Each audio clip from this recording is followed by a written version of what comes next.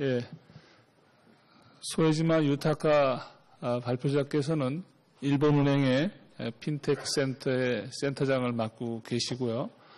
오늘 발표는 영어로 발표를 하시겠습니다. 그래서 잘 좀 들으셔야 될 필요성이 있을 것 같습니다. 먼저 민국장이 아니, at first? He's first, and after that. Yeah. 먼저 하시죠. 제가? 네. 저쪽 먼저 하시죠. 그러면 소에지마 유카타 발표자께서 먼저 됐어요. 어때요? 소에지마 유카타 발표자께 박수 한번 부탁드리겠습니다.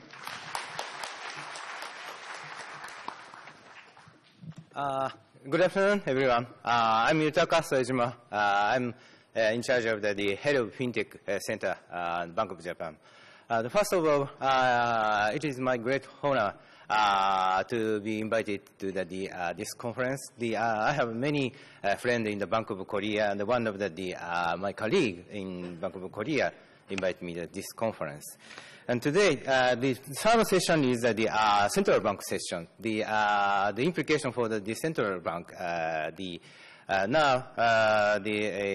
fintech changes the landscape of the financial service infrastructure. So I have the candidate of the presentation, and finally I chose the Bank of Japan's trial to introduction of the blockchain, DLT technology for the central banking business. So first I start my presentation in the question. Why should central bank follow the fintech evolution, fintech technology? I have two answers. The first is that the central bank is a provider of financial services. Especially I work for the payment and the settlement system department, and the Bank of Japan provides the payment services for all financial institutions. The name of the system is BOJNet. It's a very important, fundamental basement for the Japanese payment systems. And the system is managed by the very old-fashioned technology, that the mainframe systems. And there is the big trend to introduction of the DLT technology for the database.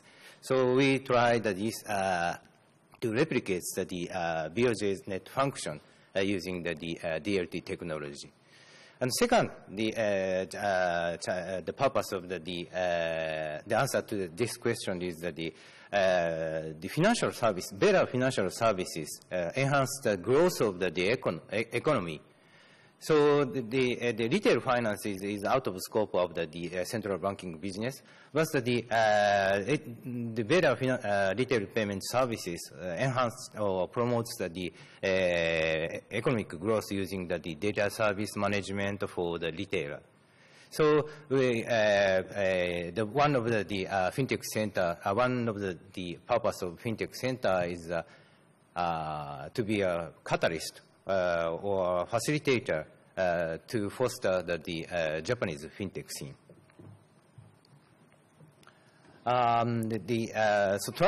We tried the implementation of the DLT technology for BOJNet, and the reason is the hands-on training is the best way to understanding the DLT technology. So before I explained the DLT our trial for the DLT technology, the slide point out the three current trends in the DLT technology development. The first is the scaling. You know that the Bitcoin is supported by the DLT technology, but the processing speed is very late. So we have to wait 10 minutes to approve the new block is confirmed, and our transactions are finalized in the blockchain technology in the Bitcoin cases. So we need the more faster processing speed in the DLT technology. And the second one is the interoperability, especially for the social system, the application for DLT for the social system. The normal DLT is a ledger for one asset, one currency, or one something.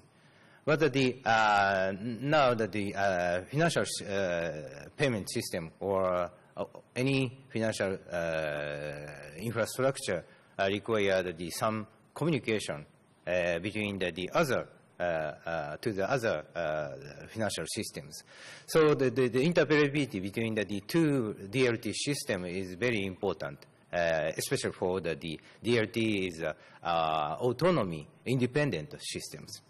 And third one is how to maintain the privacy. If we connect the two DLT system, there is a risk to leak the information which should be kept in one ledger. So this, how to achieve the purpose is the current hot issue of the DLT technology.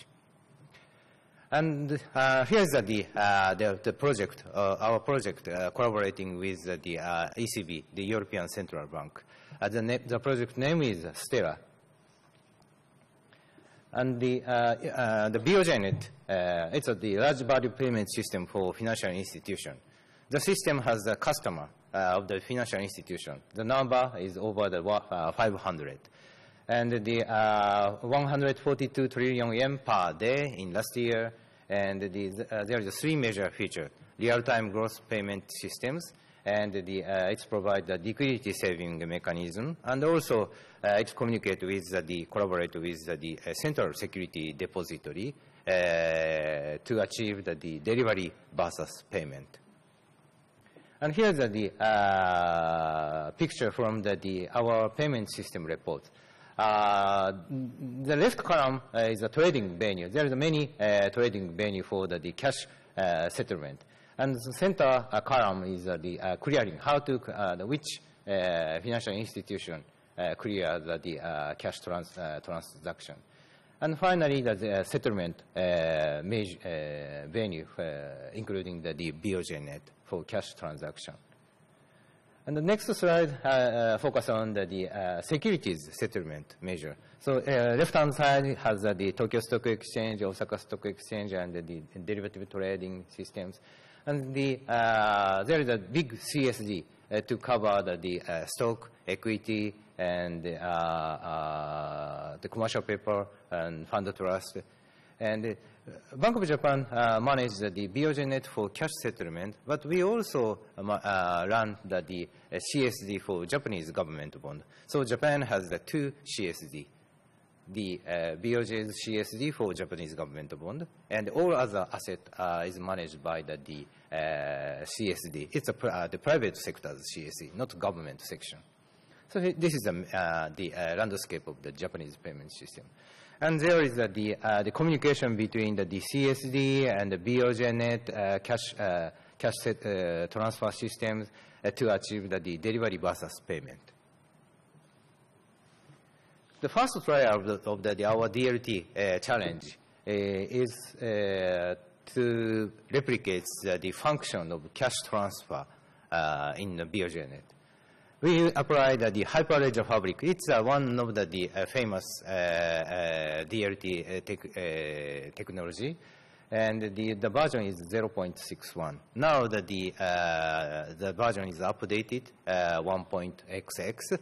But this project starts 1.5 years ago, and at the point where there is only the old version. And the Hyperledger Fabric provided the smart contract to achieve the liquidity saving mechanism using the queue and offsetting mechanism. And the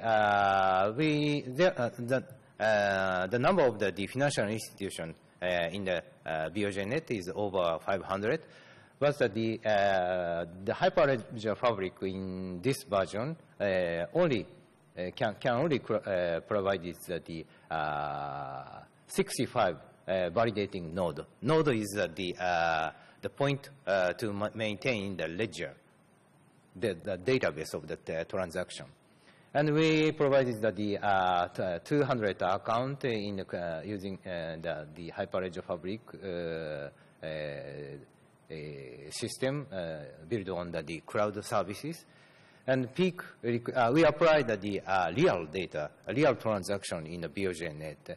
And the peak request transaction is 250 transaction per second. It's very, very the high-speed transaction.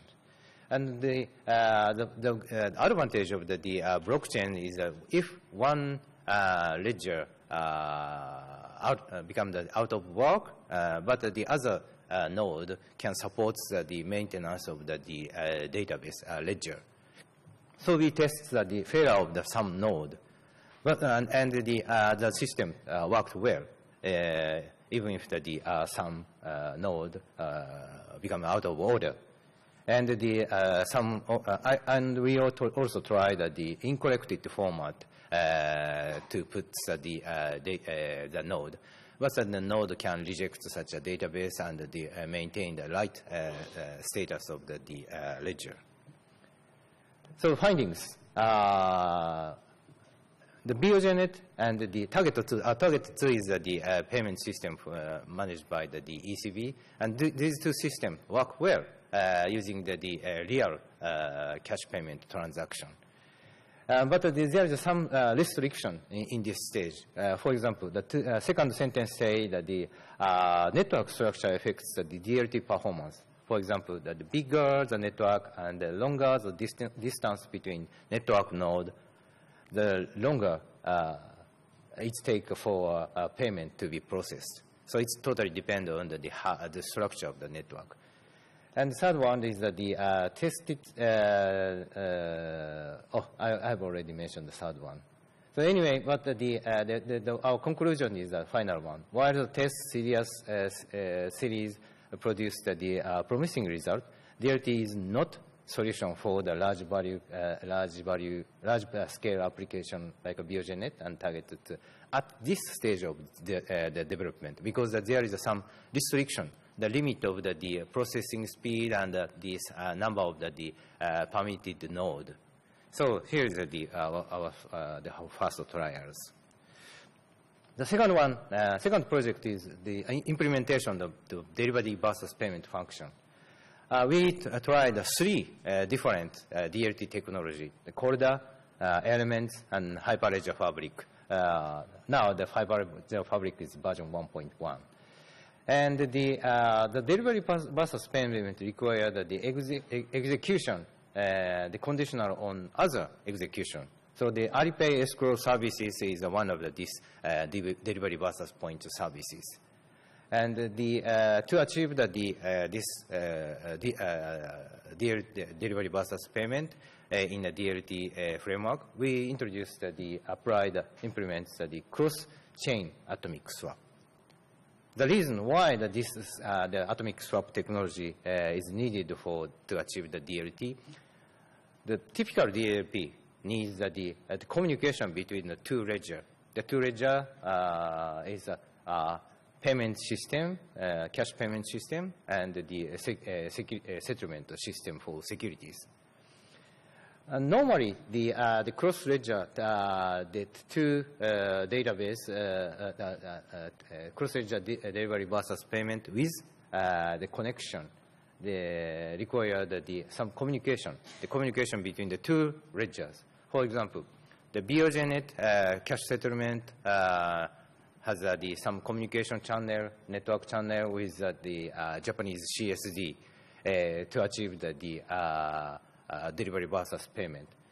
That is the lockup of the securities until the cash transfer completed. So this is the normal DVP achievement style. But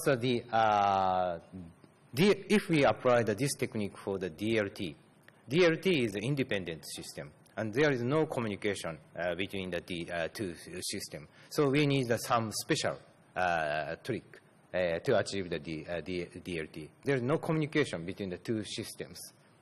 The cross-chain atomic swap is one of the technology to achieve this technique. So this is the algorithm of the cross-chain atomic swap. It's the algorithm is quite complicated, but not so hard to understand. The excuse me. Oops. Yeah. The A is the securities seller, and B is the securities buyer. So first, the A come to the securities DLT system, and sends the first security instruction. The instruction is very, very special. If B, the buyer of the securities, the B showed X is the secret key in this blockchain. And if B showed X, security key X, send it to B, the securities. Else, send it to A. A is himself, so that the rollback to the securities to T at the time, specific time T. And it's a condition on the limited time T, and so we name the DLT technologists name this function hash to time lock function. Hash implied that using the cryptograph technology to show that to produce the secret key X. And the time lock implied that there is a time limit for this order of the settlement instruction. Then buyer B accepts the instruction, and they confirm the contents of this message. And the buyer B also creates their own special payment instruction. If A show the secret key X, send to A the cash. Else, send to B, that's a rollback. The money is sent back to the buyer to A at the time T prime. Then, this is the final stage to achievement of the DLT technology. The A's action. If after the A confirmation confirmed the contents of this message, A showed X, that's a secret key. The secret key is provided is produced by A itself, so the A has the secret key X, and then sends the cash to A. The agent A can accept the cash from the B's account, and A has the obligation to send the secret key X to B. Now, the payment, the cash payment is completed, and the secret key X is sent to B. So B have shown the X. B shows the X to the security DLT systems, and he gets the securities. And this the conditions. If B show X and he accepts the securities, then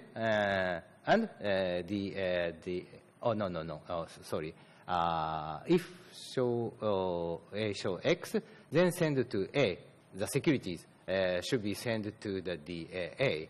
So this is a completement of the securities settlement.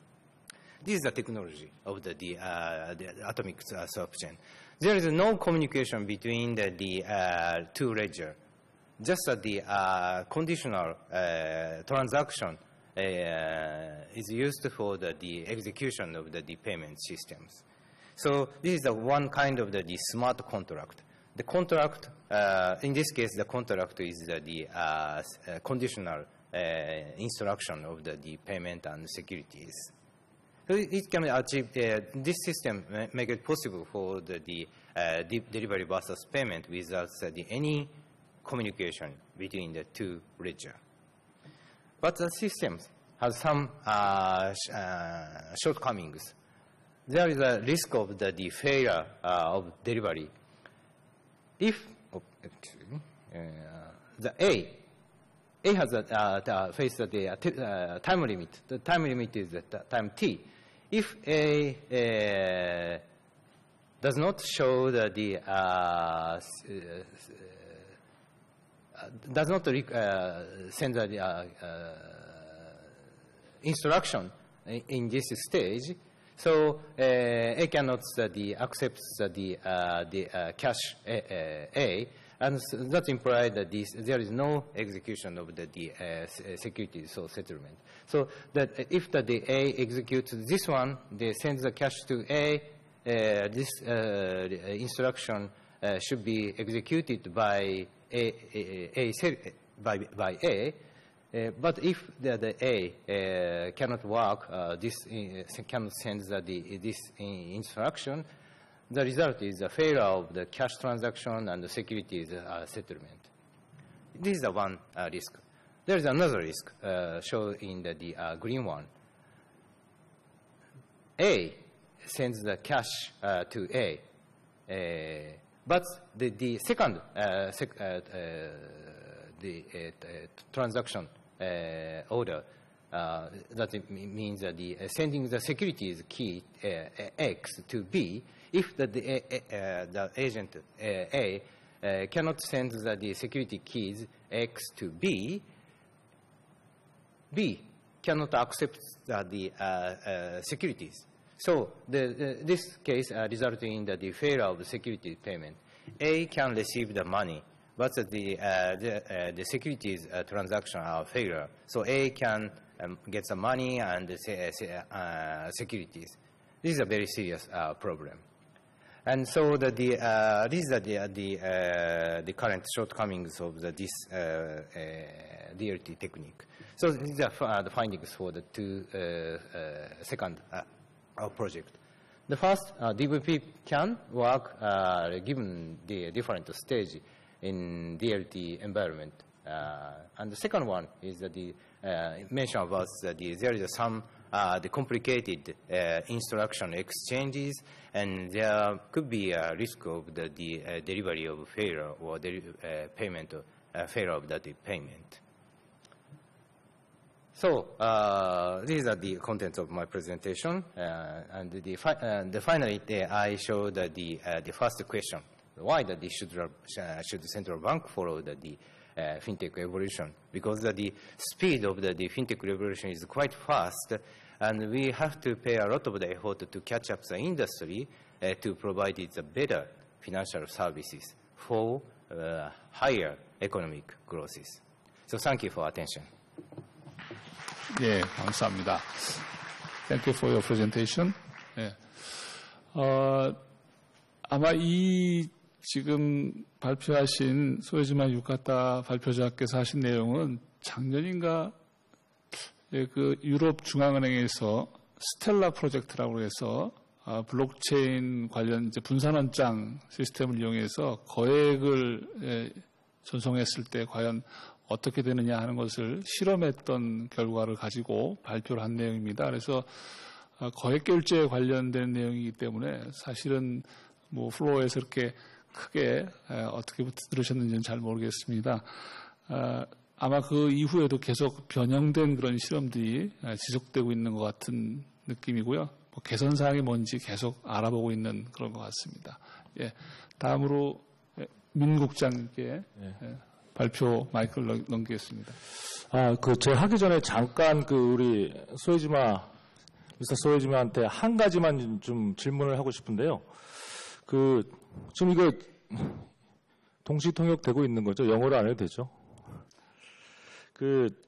이 DLT 기술이 큰 장점 중에 하나가 이제 이 중앙 관리자가 필요가 없이 이런 거래나 결제가 이루어질 수 있다는 것이 제일 큰 장점의 하나로 꼽히고 있고, 그런 의미에서는 중앙은행이 없어도 되는 상황을 가정한 기술로 저는 이해를 하고 있는데, 중앙은행이 굳이 이 기술을 적용해 본다는 것의 의미가 뭔지, 추가적으로 그렇다면 뭐 예컨대 블록체인 기반의 디지털 화폐를 발행한다든지 뭐 이런 궁극적으로 어떤 목적을 가지고 계신지, 물론 저희 한국은행도 비슷한 실험을 하고 있습니다만 분명히 이게 한국은행이 필요 없어도 된다는 것을 지향하는 기술인 것 같은데, 그걸 한국은행에서 실험해 보는 것의 의미는 무엇일지, 또 일본은행이 실험해 보는 것의 의미는 무엇일지 좀 말씀을 해주셨으면 좋겠습니다. 네. 이 경우는 지금 뭐 토론자가 없으시기 때문에 바로 소에즈마 유카타 발표자께 답변을 듣고 다음 발표를 진행하는 걸로 하겠습니다. 아울러서 아까 제가 사전에 조금 일본 핀테크 센터에서 관심 있는 게 이 거액결제 이 부분 말고 혹시 또 뭐가 있느냐 하는 것을 잠깐 간략하게 소개를 해달라고 부탁드린 게 있기 때문에 아울러서 이제 두 가지를 엮어서 같이 답변해 주시면 고맙겠습니다. Okay. Thank you for a nice question. It's a very important question. Now the DLT technology has the alternative advantage. It's very strong against the failure of the settlement systems. The Bank of Japan's the main center of the payment system is in Tokyo. And we, of course, we have the backup center in Osaka area. But you know that Japan is the natural disaster country. We have the big earthquake or potential big earthquake, tsunami, or typhoon. So if we lost the two systems at the same time, the BOJ net stop. It's a very critical damage for the Japanese economy. And so we try to the advantage of the strongness or resilience of the blockchain technologies. And it's the exercise. We don't have the plan to replicate the BOJ net with using the DLT technology, but the hands-on exercise is the best way to understanding how DLT technology work. And now the DLT technology is applied for the other financial system. The typical case is the trade finances. In last week, I joined the Hong Kong FinTech week, and during the week, the HKMA, that's the central bank of the Hong Kong, made an announcement of the new launch of DLT application for trade finance cooperated with the 12 commercial banks. It's a real application of the DLT technology. And there's a many possibility application of the DLT. It's useful for cost cut and the strong resiliency against external shock. And the cost cut is very, very important in the trade finances. In the trade finance, there's a many related entity, buyer, seller, shipper, banks, insurance company, and logistics company. And there is many massive paper work between this agent. But after the introduction of the DLT technology for trade finances, the work become very efficient in a good manner. And the new system provides the better database, the detailed database, and the big data can create the new additional services, which creates the value added and supports the economic growth. So the main purpose is the trial of the new technology to apply this technique, not just the replication of the BOJ network. This is the first one. And second one, could you give me a second one? 좀 더 그 관심 있는 새로운 분야가 이 거액결제 말고 다른 어떤 분야에 관심이 있는지 촉진자로서의 일본은행의 역할이 중요하다고 했는데 새로운 어떤 핀테크 분야 관심 분야가 어떤 것인지. Okay. Yes. The retail payment. Now the the Japanese economy is a cash economy. The use of the credit card is very smaller than the Korea. So the Japanese government take initiative, the shift from the cash economy to cashless economy. They promote the standardization of the QR code or the effort to depress the transaction fee in credit card settlement. And there are many non-financial institutions jumping in the retail payment services. For example, Rakuten Group, that's the biggest electronic commerce company in Japan, and SoftBank, and the NTT Docomo, au. These are major carrier, a mobile phone carrier in Japan. And so to facilitate such a fintech development, the Bank of Japan, the Fintech Center organized the Fintech Forum. And yesterday we announced the next plan of the forum. the main title of the forum is the future of the cashless payment, especially in the store, using the contactless payment like a Suica using Ferica technology and the QR code settlement. So we invited the many service provider to the Bank of Japan, and has the presentation to discussion about what is the barrier for the wider use of the cashless payment measure. This is one of the example of our effort. 네, 감사합니다. 제가 이해하기로는 일본이 캐시 경제이기 때문에 거래 비용이 많이 들고 그걸 낮추기 위해서 핀테크 회사들과 같이 포럼 만들고 퓨처에 대해서 많이 고민한다 하는 이런 답변 같았습니다. 예, 이어서 민정원 국장님의 발표 들으시겠습니다.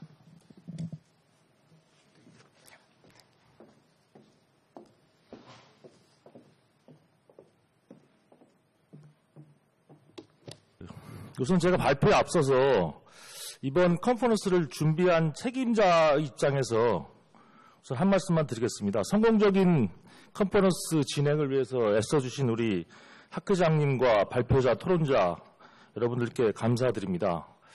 특히 여기 이 넓은 홀을 너무 썰렁하게 보이지 않도록 이렇게 귀중한 시간을 내주신 이 참석 청중 여러분께 특별한 감사의 말씀을 드리고요. 그 중에서도 늦은 시간까지 끝까지 자리를 지켜주신 지금 현재 앉아 계시는 분들께 아주 진심 어린 감사의 말씀을 드리겠습니다. 앞선 발표자들이 좀 구체적이고 전문적인 이슈에 대한 발표들을 해주셨는데 저는 중앙은행 입장에서 규제개혁의 방향과 중앙은행 역할에 대해서 다소 일반론적인 말씀을 드리고자 합니다. 제 발표는 먼저 지급결제 혁신의 배경과 현황을 살펴보고 영향을 살펴보고 규제개혁 추진의 기본 원칙과 방향에 대해서 논의를 한 다음에 이 과정에서 중앙은행이 어떤 역할을 해야 할 것인지 여기에 대해서 말씀을 드리고자 합니다. 다만 시간이 좀 지연된 관계로 가급적 간략하게 말씀을 드리도록 하겠습니다.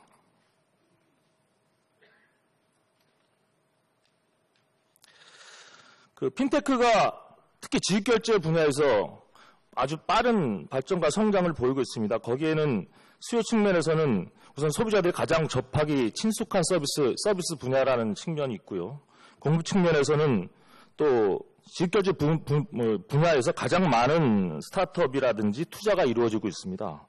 그래서 특히할 만한 사항은 단순히 스타트업뿐만 아니라 최근에는 아까도 어떤 발표자께서 지적을 하셨는데 대형 IT 제조업체, 플랫폼 기업, 통신사와 유통업체와 같은 소위 빅테크 기업들이 많이 진출을 하고 있다는 겁니다.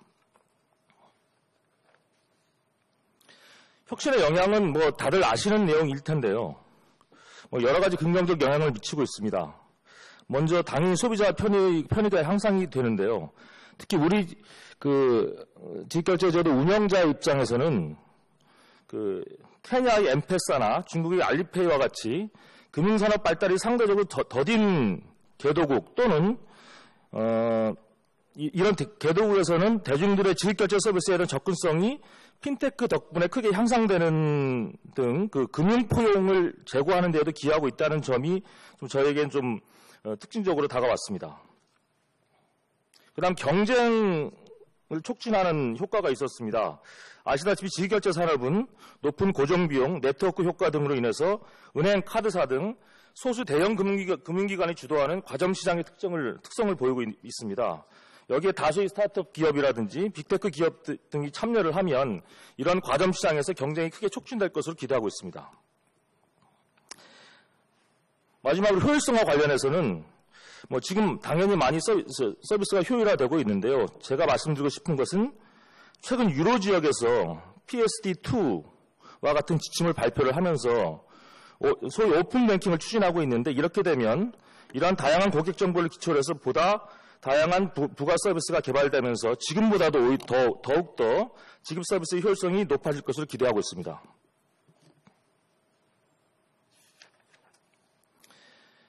지급결제 혁신은 중앙은행의 책무에도 큰 영향을 미칠 것으로 생각합니다. 먼저 비금융 기업 주도의 혁신이 확산이 되면 아무래도 기존 은행 등 기존 금융권의 금융시장 내에서 비중이 축소되고 수익성도 악화될 가능성이 높습니다. 또 IT 기술 발전에 따라서 사이버 리스크가 커지고 새로운 지급결제 서비스 등장에 따른 규제 공백이 발생할 가능성도 있습니다.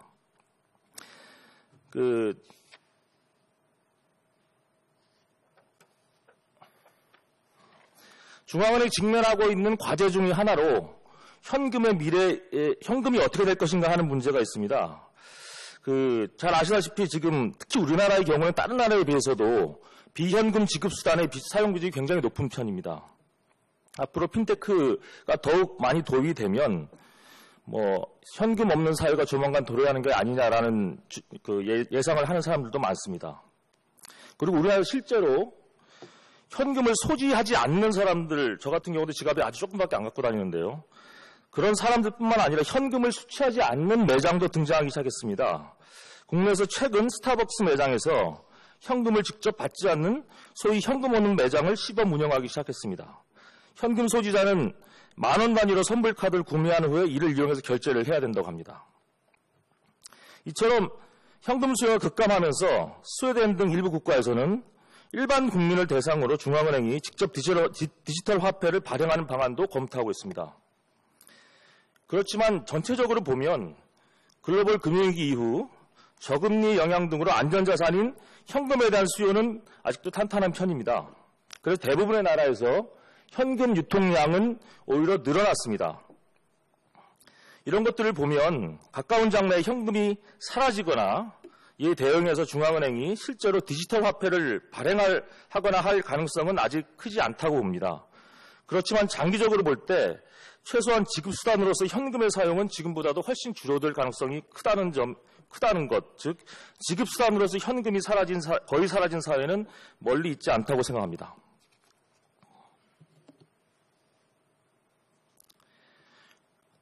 자, 이제 규제 개혁 방향에 대해서 얘기해 보고자 합니다.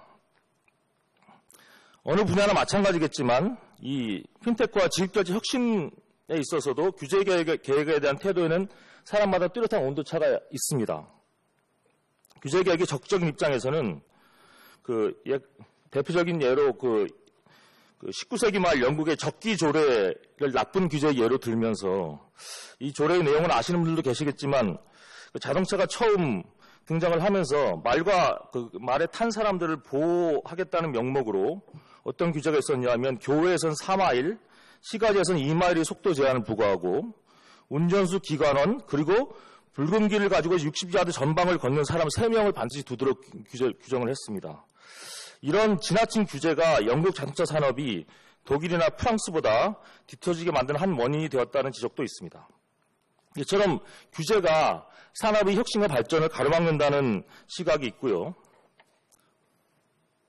또 아까 최 교수님을 비롯해서 많은 분들이 지적을 해주셨던 것 같은데 다른 한편에서는 모든 규제가 소비자 보호라든지 금융 시스템 안정 등 나름의 목적을 위해서 도입이 되었기 때문에 규제 개혁에는 신중해야 한다는 입장도 존재합니다. 충분한 검토를 거치지 않은 성급한 규제 완화가 규제 공백을 발생시켜서 혼란을 초래한다는 거죠. 예컨대 20세기까지 금융혁신이란 말이 실제로 조세 및 규제 회피와 거의 동의어로 인식하는 사람들이 많았습니다. 특히 금융 분야에서 성급한 규제 완화는 금융 불안과 소비자 피해 등의 문제를 초래할 위험이 있습니다. 2008년 금융위기를 초래한 원인 중 하나로 지목되는 CDO 등 파생 금융상품도 당시에는 대단한 금융혁신의 사례로 알려졌습니다. 또 2000년대 미국 증시 버블과 관련해서는 미국 증권감독위원회의 예산이 90년대 말 이후 정체된 것이 당시 버블을 초래한 원인 중에 하나라는 주장까지도 나오고 있습니다. 결국 당연한 얘기지만 핀테크 활성화와 소비자 보호 그리고 지급결제 시스템의 안정이란 두 가지 목표에 대해서 균형 있는 접근이 필요하고 우리가 잘만 한다면 두 가지 목표가 반드시 상충되지는 않는다는 점도 인식해야 할 필요가 있겠습니다.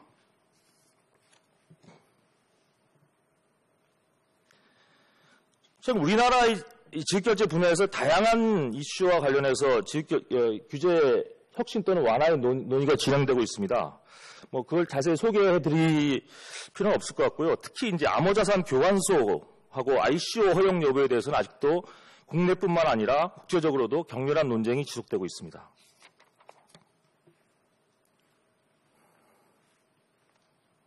그래서 이런 각각의 규제 이슈에 대해서 구체적인 해법을 말씀드리기보다는 제가 그럴 능력이 있는 것은 아니기 때문에 저희가 생각하는 규제 개혁의 큰 방향과 원칙에 대해서 간략히 말씀드리려고 합니다. 먼저 자율입니다. 이 부분도 다른 발표자분들과 비슷한 의견을 제가 공유를 하고 있는데요.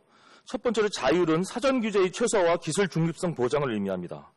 빠르게 변화하는 기술과 서비스를 현재와 같이 촘촘한 사전 규제를 통해 규제하기는 어렵고, 따라서 인허가 등의 사전 규제를 최소화하고 운영에 있어서는 자율성을 보장해 주는 것이 바람직합니다. 기술에 있어서도 특정 기술 표준 채택을 강요하거나 기술 발전 방향을 인위적으로 규제하려는 시도는 그 부작용이 매우 클 것으로 예상됩니다. 두 번째, 개방의 원칙입니다. 은행, 카드 등 기존 오프라인 규제의 진입 장벽과 권역별로 높은 칸막이를 제거해서 경쟁을 촉진하는 것을 말합니다. 현재 핀테크 및 직결제 산업은 은행, 카드사, 전자금융업자 등 업종별로 개별 법률에 따라 규제하고 있지만 핀테크 기업은 금융회사가 아닌 경우도 많고 금융 서비스도 기존 방식과 다르게 제공되고 있습니다. 그래서 기존 오프라인 권역 중심의 규제 체계를 개편하고 동일 서비스, 동일 규제 원칙을 통해서 경쟁을 촉진할 필요가 있겠습니다. 그리고 개방의 원칙은 정보에도 적용이 되어야 된다고 생각합니다. 데이터는 21세기 석유라고도 불린다고 하죠. 데이터의 가치가 다른 정보와 연결돼서 다방면에서 활용될 때 극대화될 수가 있습니다. 특히 유럽, 아까 말씀드렸던 그 PSD2의 사례에서처럼 핀테크 혁신의 핵심 토대가 되는 금융정보의 원활하고 합리적인 공유 및 활용 방안을 마련할 필요가 있겠습니다. 그 다음으로는 공정입니다. 시장 지배력이 남용되어서는 안 된다는 원칙을 말하는데, 공정한 경쟁 기반 조성 원칙은 기존 대형 금융기관뿐 아니라 지급결제와 금융서비스에 진출하는 빅테크 기업에도 함께 적용되어야 할 것입니다. 또한 공정의 원칙은 소비자와 가맹점 등 이용자들에게 적정한 수수료로 적정한 서비스가 제공되어야 함을 의미합니다. 다음 질서와 관련해서는 좀 당연한 내용이라서 이건 설명을 생략드리기로 하고요. 마지막 조화입니다. 국가 간 규제 수준 차이로 인해서 과도한 규제 차익이 발생하지 않도록 해야 하며, 특히 해외 업체에 비해서 국내 토종업체가 역차별을 받지 않도록 유의해야 하겠습니다. 이렇게 하기 위해서는 개별국가 차원에서 규제 완화 경쟁을 하기보다는 국제적 협력을 강화해 나가야 하겠습니다. 또한 다양한 지급 서비스가 균형 있게 발전해서 공존, 경쟁할 수 있도록 해야 합니다. 유사한 서비스 간 출혈 경쟁 등으로 그 업체들의 그 지속 가능성 위협받는 사례들이 방지될 수 있도록 보다 균형 있는 생태계를 만들려는 노력을 해 나가야 되겠습니다. 마지막으로 중앙은행 역할에 대해서, 이 과정에서 중앙은행 역할에 대해서 간단히 말씀드리겠습니다. 한국은행은 규제나 감독 당국은 아닙니다. 그렇지만 통화정책의 효율적 수행과 금융시스템의 안정이라는 한국은행의 목표를 달성하기 위해서는 효율적이고 안정적인 지급결제 제도가 뒷받침되어야 하고, 또 한국은행은 핵심적인 지급결제제도인 한은금융망으로 불리는 금융기관 간 거액결제 시스템을 직접 운영하고 있습니다. 그래서 이러한 책무를 수행하는 과정에서 핀테크의 발전 방향에 영향을 미칠 수 있다고 생각합니다.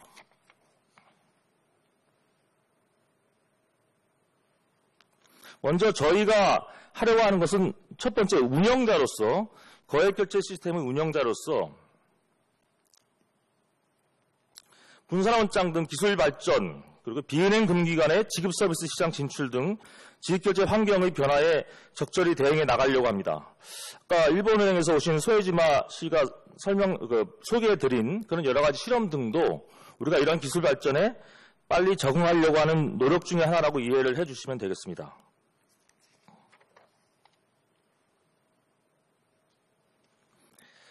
한국은행도 일본은행과 마찬가지로 그 분산원장 기술을 거액결제 시스템에 적용하려는 시도를 작년에 한 바가 있습니다.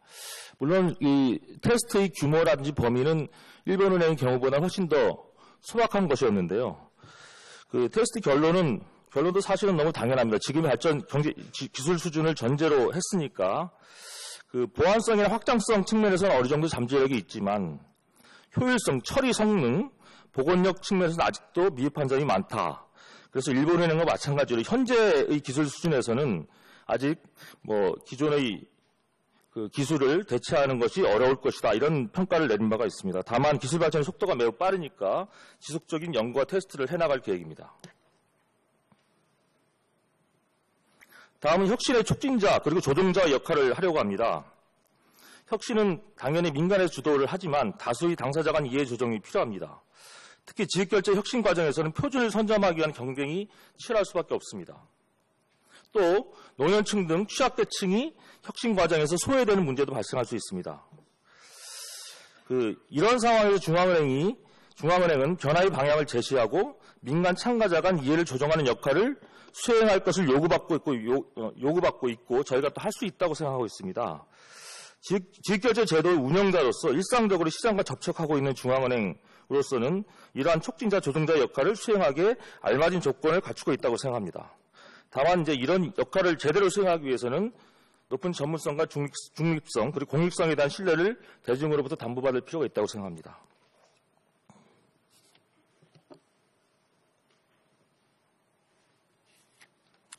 이 부분은 아까 농협의 김영진 팀장님이 소개를 했기 때문에 넘어가도록 하겠습니다. 마지막으로 엄정한 감시자 역할을 하고자 합니다. 핀테크 확산으로 운영 리스크와 결제 리스크가 증대될 가능성이 큽니다. 먼저 운영 리스크 측면에서는 비대면 거래가 확산됨에 따라 디도스 공격이라든지 해킹, 바이러스 등에 노출될 가능성이 증가하고 데이터 활용성이 증가함에 따라 개인정보 유출 등의 문제 발생 여지가 확대됩니다. 또한 아웃소싱, 협업 등을 통해서 지급결제 과정에 다수의 핀테크 기업이 참여하면서 위험의 발생 및 전파 가능성이 확 커질 수도 있습니다. 그래서 한번 사고가 발생을 하면 빠르게 전파되고 피해 규모도 커질 가능성이 높습니다. 또 결제 리스크 측면에서는 기존 금융기관에 비해 건전성, 유동성 등에 대한 관리 감독 및 안전장치가 상대적으로 미흡한 핀테크 기업의 비중이 확대되면서 결제 리스크가 커질 가능성이 있습니다. 이러한 리스크 증대에 대비해서 규제 공백이 발생하지 않도록 감시 체계를 정비해 나가겠습니다. 핀테크 혁신이 지급결제 시스템의 안정성과 효율성에 미치는 영향에 대한 조사 연구와 특히 비금융 지급결제 서비스 현황에 대한 모니터링을 강화하는 등 촘촘한 감시 체계를 구축해 나가겠습니다. 마지막으로 이런 운영자, 촉진자 또는 조정자 그리고 감시자 역할을 중앙은행 혼자의 힘으로 제대로 수행하는 데 한계가 있을 수밖에 없습니다. 그래서 오늘 컨퍼런스에서 이 논의와 같이 학계, 업계, 이 전문가 여러분들이 지속적인 관심과 지원을 보내주시기를 부탁드리면서 제 발표를 마치고자 합니다. 감사합니다. 네, 고맙습니다. 민자홍 금융결제국장님께서 행사를 준비하시는 차원에서 말씀도 해주시고 좋은 발표해 주셨습니다. 그럼 혹시 이 두 분 발표자에 대해서 플로어에서 질문이 있으시면 한번 받도록 할까요? 네, 중앙에 계신. Hi, thank you for your presentation. I have two questions for Suezima-san. Recently, I've studied regulations of cryptocurrencies all across the world. And I found that the Japanese case is so special because Japan is really active involving to incorporate cryptocurrency to the existing system. It's totally different from the other countries. So I know that Europe is very active, and among Asia, only Japan is actively studying the cryptocurrency's potentials. I feel like that, and then I'm very impressed of that. And then I found that I read some news that I remember it's last October. Last October, Google and Facebook allow Japanese cryptocurrency exchanges to advertise their exchanges through the Google platform, Google or Facebook platform. They only allowed Japan and U.S. Exchanges to advertise. But the U.S. and Japan have a totally different approach. Japan and U.S. are taking totally different approach to the cryptocurrency regulation. But I don't know why Google allowed Japanese exchanges to advertise, but I think it's because Japan has really strong regulations for cryptocurrency exchanges. That's my one of the guess. So I just want to know your opinion about that. And the second question is, when it comes to the central bank's mandates, you just talked about the payments and settlement, but monetary policy is a key role for central banks, right? And then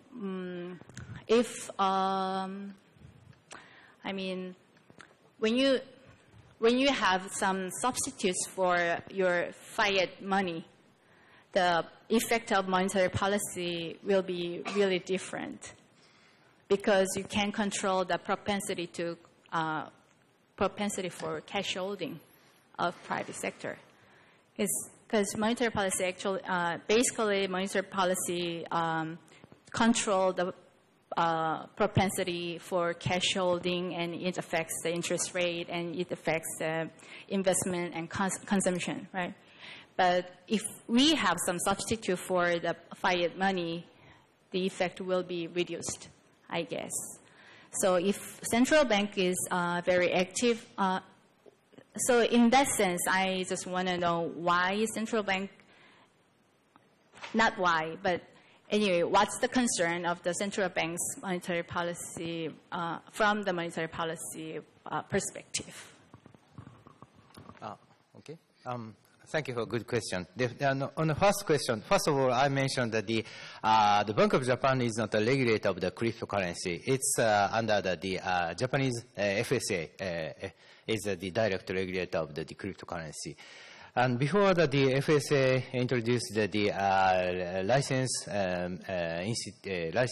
system for the cryptocurrency exchange, the market grow in a very rapid speed. So that at first the Japanese FSA introduced the new regulation for the license system for cryptocurrency exchange. To do so, they first define in what is a cryptocurrency in the Payments Service Act, because the cryptocurrency will be, everybody expects that the cryptocurrency become the payment measure, payment measure, but it cannot achieve the function of the payment measure. It's become just the speculation for speculative market. And so the market become big, and the many hacker attacks the Japanese cryptocurrency exchanges, and there are some big hack in the Japanese exchanges. So the Japanese FSA make an effort to catch up the detail of the cryptocurrency activities, and they try to introduce the new action. And first, just after the cryptocurrency hacking, the JFSA made a special inspection for the exchanges, and they issued the interim report on the inspection. And they pointed out that there are many shortcomings in the management of the Japanese cryptocurrency exchanges. And the hacking event resulted in the shrinking of this market. Many participants exit from the speculative market. Still, the market size maintained, but it's a very special the market. The only a limited person joined this market, and the size of the market is not so large, and it's a totally independent market from the existing financial system. So we do not. There is no concern about the risk for the financial system, the whole financial systems. But the development of such a new currency, and there are many discussions about does it currency or not. But when we talk about talk with the DLT technology engineer, we have the discussion remind me definition of money. What is money? There's some discussion talk about the point system, like the Amazon point or Google point. This is a kind of the money to satisfy some function of the money. So it is very nice the opportunity, nice timing to consider about what is money and how we design the financial system, including the payment systems. That's a trial for the system designer, financial system designer. This is, of course, this is one of the tasks of the central bank. We tried the follow-ups of the development of the cryptocurrency exchange or application of the DLT technology to design better the financial services. 예, 답변이 되셨는지 모르겠네요. 예, 또 다른 질문이 없으신 것 같은데요. 네, 시간도 많이 지났는데요. 어제 신문에 보니까 KDI에서 한국 경제 성장률이 내년엔 또 조금 더 낮아질 것 같다 하는 전망을 내놓은 것 같고요.